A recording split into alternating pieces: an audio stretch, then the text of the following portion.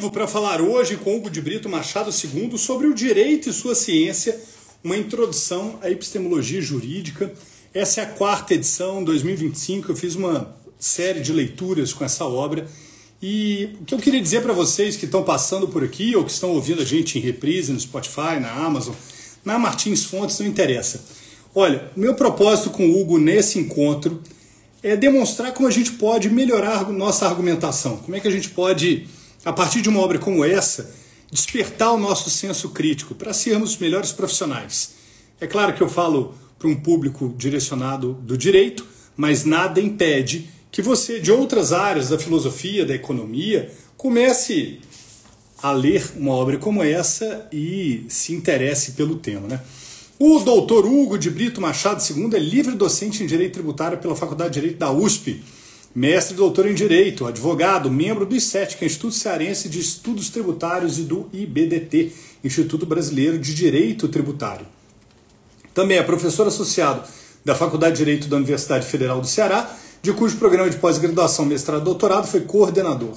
Professor do Centro Universitário Christus, da graduação e do mestrado, e Visiting Scholar da...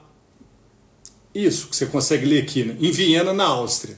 E, é claro, é autor da Foco com inúmeras obras como Direito e Inteligência Artificial, Introdução ao Estudo de Direito, Direitos Fundamentais do Contribuinte, só um parêntese, Introdução ao Estudo de Direito era do pai dele e ele reeditou. Fundamentos do Direito, Poder Público e Processo, Epistemologia Jurídica, propriamente dita, né?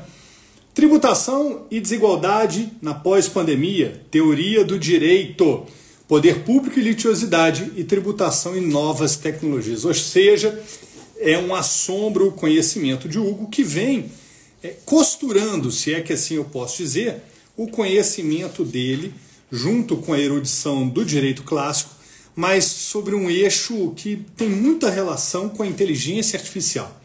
Então, o que vamos ouvir aqui de Hugo Machado II é justamente esse balé. Deixa eu chamar ele aqui no WhatsApp. Ele falou que já estava... Ainda não apareceu para mim. Já estou ao vivo. Estou ao vivo. Na Foco. Ok. Vamos lá. Vamos esperar aqui. Hugo, venha conosco. Onde está você, meu amigo? Tarará. Cadê ele? Cadê ele? Hugo de Brito Machado II, enquanto ele não chega... Ah lá, ele, grande Hugo, não precisamos mais. Vamos aqui convidá-lo.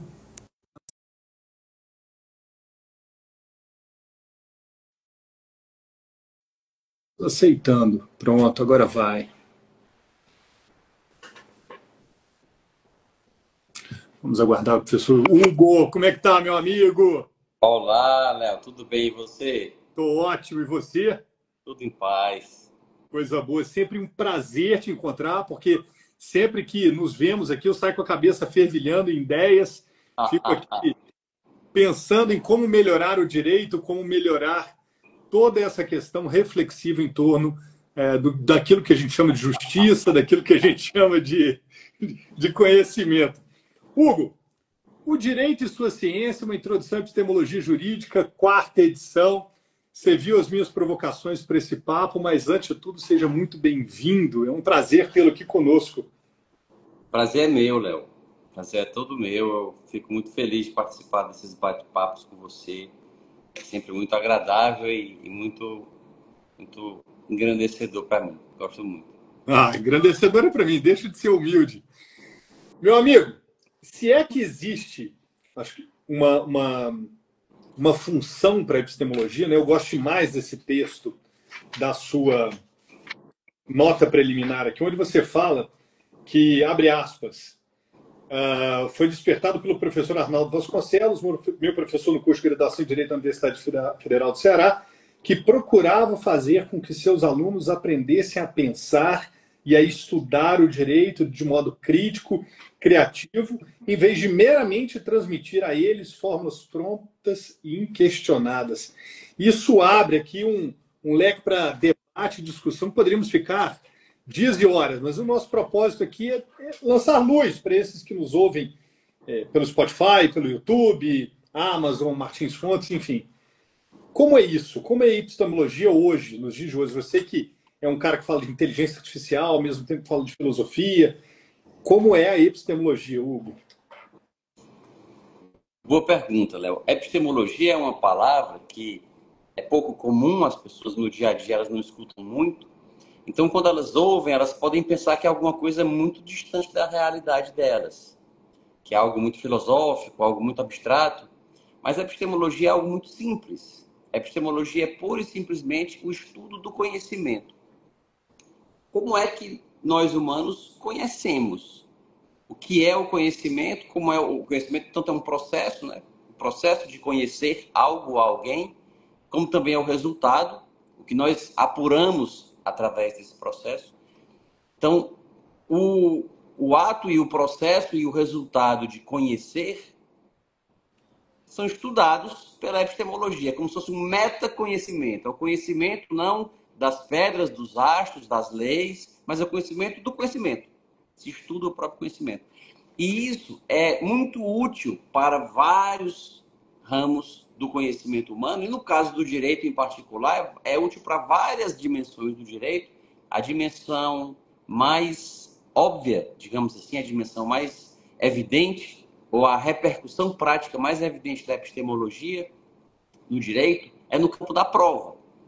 Tanto que os principais autores do mundo que estudam a epistemologia e o direito, estudam a epistemologia e o direito no campo da prova. Prova. Algo está provado, algo não está provado. Quando é que eu posso entender que um determinado fato ou uma determinada alegação sobre um fato foi provada, e o que é a verdade, como alcançá-la dentro de um processo, e, sobretudo, é o principal ponto da epistemologia.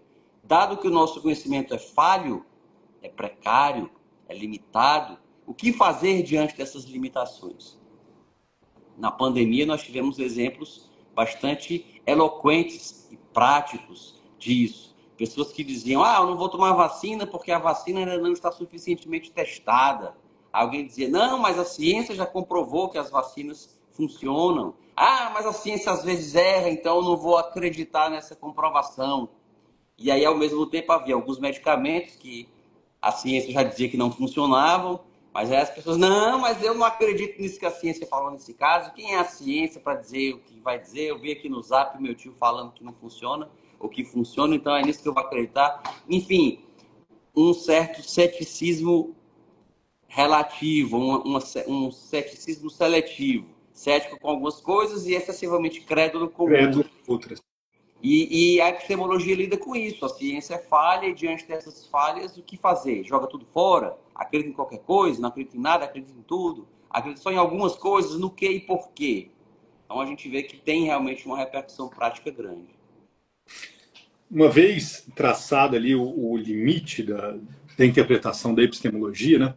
Como é que você, um profissional maravilhoso, professor, advogado, como é que você separaria a utilidade da obra para o estudante do direito e para o advogado? Existe ali uma racionalização desse pensamento ou não? É uma coisa que, de fato, precisa começar na graduação com esse senso crítico, dele entender e interpretar todo o direito em cada uma das suas fragmentações, e mais ainda, depois de formado no exercício da profissão, qualquer que seja, e aí sim de mergulhar em torno desse conhecimento, que a gente sabe que cada profissional se verticaliza em uma área, né?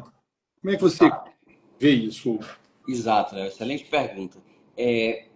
Eu não acredito, eu não aceito que exista uma separação muito radical, uma separação muito intensa entre teoria e prática. Se há uma diferença muito grande entre a teoria e a prática, existe algum problema com uma das duas. Muito provavelmente com a teoria. Então, se nós temos porque a teoria nada mais é do que uma explicação, ou do que a criação de um modelo para explicar a realidade. A teoria, para fazer uma metáfora muito grosseira, não no sentido de mal educada, mas no sentido de simplificadora demais, uma metáfora do que seria uma teoria serve mais ou menos como um mapa. Então, do mesmo jeito que nós usamos um mapa para conhecer uma cidade, um país, uma região, porque ela representa de algum modo, ela modela, ela serve de modelo daquela região, daquela cidade, daquela área, a teoria também serve como um mapa daquilo que está sendo teorizado. Então, se a teoria for muito diferente da prática, tem alguma coisa errada com a teoria ou com a prática, ou muito provavelmente com a teoria. Ela tem que ser refeita, ela tem que ser revista. Então, não existe essa diferença tão grande entre o que é útil ao aluno, estudante, e o que é útil ao profissional. Deveria ser útil, afinal de contas, o aluno está aprendendo a ser profissional. Sim. Então, não tem uma coisa que vai ser útil só para o aluno e não vai ser para o profissional. Se tiver, tem alguma coisa errada com o curso que ele está fazendo, porque ele não está aprendendo a ser profissional. E aí, nesse contexto, a epistemologia serve tanto para o aluno como para o profissional. No caso do aluno, ela serve para ele não só ter essa aproximação no terreno da prova, mas para ele ter uma aproximação com o próprio conhecimento do direito. Já que a epistemologia conhece o conhecimento, a epistemologia estuda o conhecimento, o aluno vai começar o conhecimento do direito. E aí, tendo uma noção de como é que o conhecimento humano, em geral, funciona, ele pode aplicar aquilo para o conhecimento do direito. Dando um exemplo bem simples. Hoje em dia, se acredita ou se há um relativo consenso de que o que caracteriza o conhecimento humano de uma forma geral e o conhecimento científico em particular, sobretudo o científico, é a possibilidade de refutação. O conhecimento humano ele é falho, ele é precário, ele é provisório. Nós nunca teremos certeza absoluta da correção daquilo que a gente conhece ou acredita. O que a gente conhece hoje como verdadeiro pode amanhã se mostrar falso. E aí basta a gente ter existem aqueles célebres exemplos, né? Os alunos gostam de brincar. O ovo nos anos 90 era um vilão. Se alguém comesse 2 ovos com as gemas, a clara podia até comer, várias. Mas se comesse a gema, de mais de 2 ovos no dia, podia comprar o caixão, comprar o jazigo no cemitério, porque era morte na certa se comesse 2 ovos. E hoje as pessoas, sobretudo esses bombados, marombeiros e tal, e comem assim 10 ovos por dia e não acontece nada. O ovo foi reabilitado. Hoje o vilão é o glúten, o vilão é a lactose. Enfim, a nutrição vive mudando de opinião sobre o que faz bem e o que faz mal.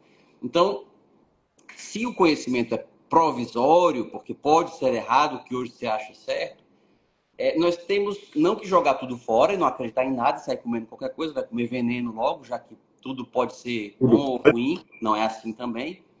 Mas também a gente não vai desacreditar em tudo. Ou se acredita em tudo ou não se acredita em nada. Não, nós vamos acreditar naquilo que até o momento nós consideramos correto, aquilo que até onde se sabe, ninguém mostrou que era falso.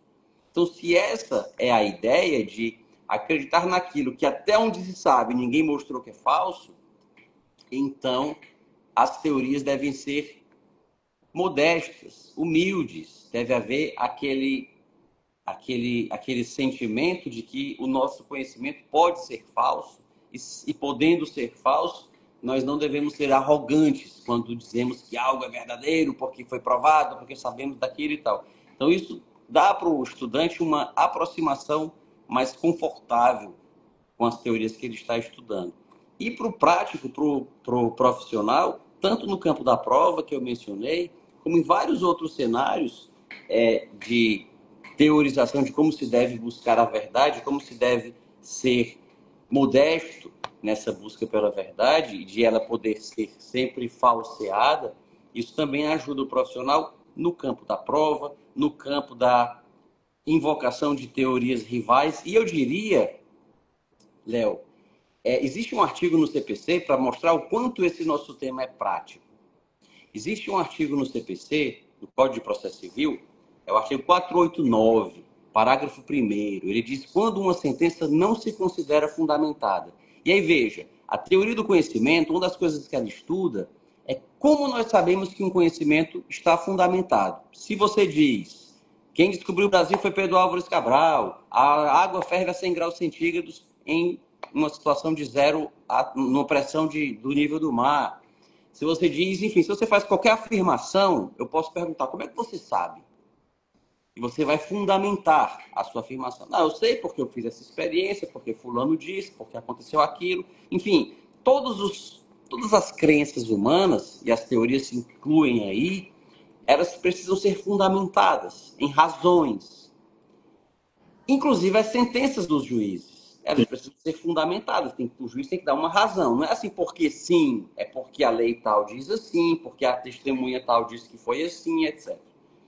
E o 489 diz que uma sentença não se considera fundamentada quando não são rebatidos todos os argumentos usados no processo que, em tese, se fossem procedentes, seriam capazes de infirmar a conclusão dela. Ou seja, o juiz acolhe uma conclusão, mas as partes usaram um argumento que rebate essa conclusão, a sentença não está fundamentada se ela não rebater esse argumento, enfrentá-lo, expressamente rebatê-lo. Esse artigo ele veio para confrontar uma jurisprudência que era exatamente o oposto. O STJ entendia que o juiz não era obrigado a responder os argumentos das partes. Ele citava lá um fundamento qualquer, mesmo que o fundamento fosse rebatido por vários argumentos colocados no processo e não respondidos, o juiz não precisava respondê-los. Então, para enfrentar isso, veio esse artigo de lei. E a pressão do judiciário foi tão grande contra esse artigo que fizeram que a presidente Dilma, que era presidente da República na época do CPC, na promulgação dele, pediram para ela vetar o artigo. E ela disse que não ia vetar, o artigo o código foi todo promulgado sem veto nessa parte. E a magistratura resiste até hoje à aplicação desse artigo. Só que esse artigo nada mais faz do que anunciar uma noção da epistemologia. As teorias científicas, elas nunca estarão 100% provadas. 100% fundamentadas. Elas se consideram fundamentadas quando elas rebatem todas as críticas que se fazem a ela. Então, se, por exemplo, um crítico da teoria da seleção natural, da evolução das espécies, diz assim, eu fiz aqui uma experiência que prova que essa teoria está errada. Se a comunidade científica mandasse matar o sujeito, enterrar os livros dele, queimar os livros dele, para que ele não pudesse criticar a teoria não estaria fundamentada. Ela teria sido corroída na sua fundamentação. Ela só estará fundamentada se a objeção dele for apreciada. E aí se disser, não, essa objeção aqui não tem futuro nenhum, isso aqui está errado, por isso, por aquilo. Então, as críticas às teorias têm que ser enfrentadas e refutadas. Elas não podem ser ignoradas. Isso vale para qualquer crença humana. Então, o que o 489, parágrafo 1º do CPC fez, inciso 4, foi só enunciar uma obviedade epistemológica da teoria do conhecimento. Que bacana isso. Mas o nosso judiciário é radicalmente contrário a ele por ignorar essa evidência, né, essa obviedade epistemológica. Olha, isso por si só já valeu o nosso encontro, mas além de te pedir para responder essa pergunta rápida aqui, deve ter sido seu aluno, né? Porque Lucas M. Fortaleza, gostaria de saber do mestre Hugo II qual seria a diferença entre zetética e dogmática sob a perspectiva da epistemologia. Sim, posso responder sim. Posso responder sim ao Lucas. Esses dois termos, eles são muito usados no pensamento, na literatura, do professor Tércio Sampaio Ferraz. E basicamente designam o seguinte: se designa por dogmática aquele ramo do conhecimento jurídico que estuda o direito como ele é.